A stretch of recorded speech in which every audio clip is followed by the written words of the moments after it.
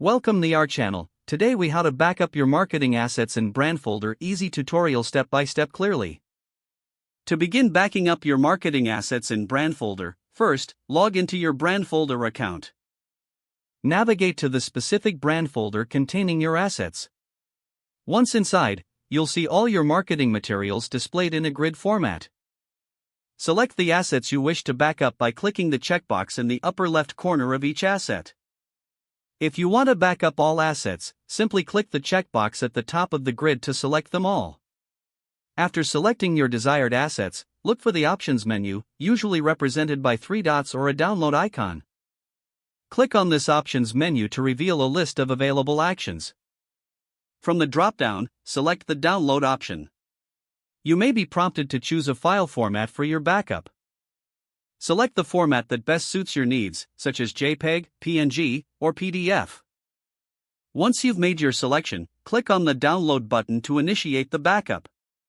Your browser will start downloading the selected assets, and you'll see the progress in your Downloads section. After the download completes, navigate to your computer's Downloads folder to locate your assets. For additional organization, you might want to create a specific folder to store these backups for easy access later. Repeat this process if you have more Brandfolders or additional assets to back up. Regularly backing up your marketing assets ensures they are secure and easily retrievable when needed. That's how you can easily back up your marketing assets in Brandfolder. If the page does not load, refresh the browser or try again in a private or incognito window. Make sure you are using the correct email address, then retype it carefully to avoid small typos. If your password is not accepted, use the Reset option and create a new strong password you can remember.